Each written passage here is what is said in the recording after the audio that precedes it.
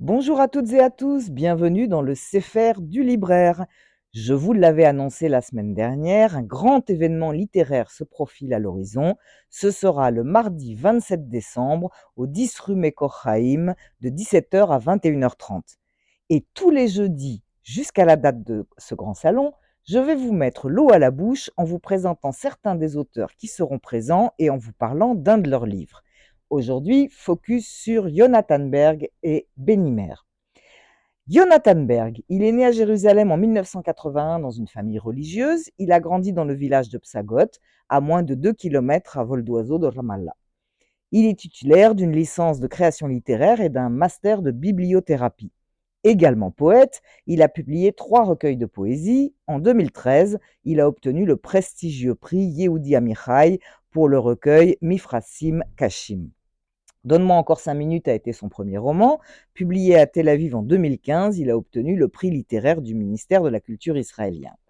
Et c'est de Quitter Psagot dont j'ai envie de vous parler aujourd'hui, édition de l'Antilope, une maison d'édition que j'affectionne particulièrement. Donc, quel est le sujet? Pas toujours à l'aise dans le milieu religieux et nationaliste de Psagot, Jonathan Berg va s'en nourrir pour écrire. Dans Quitter Psagot, il nous y entraîne en même temps qu'il y revient, avec son histoire et avec les sensations qui l'ont traversé. Il nous fait pénétrer dans ce lieu peu visité, à la fois bucolique et violent, pas toujours adapté aux interrogations d'un adolescent. Il s'y est senti à la fois protégé, comme dans un cocon, et oppressé par des peurs réelles et fantasmées. On l'a compris, il quittera Psagot.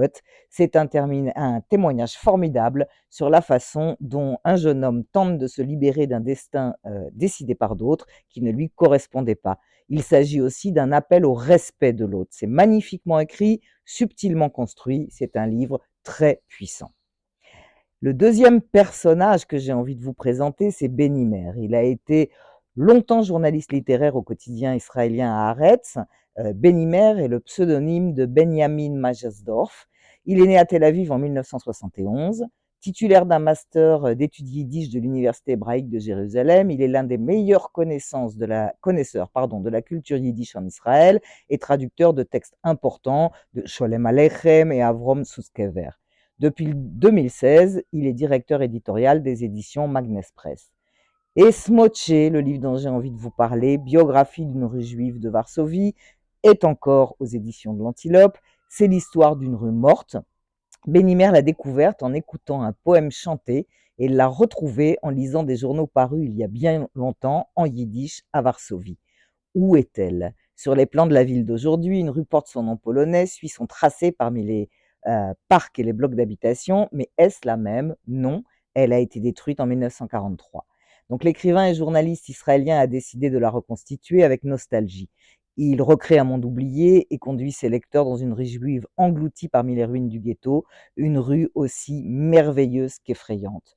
Je ne vous en dirai pas plus aujourd'hui, c'est un livre absolument magnifique, enthousiasmant, nécessaire et émouvant.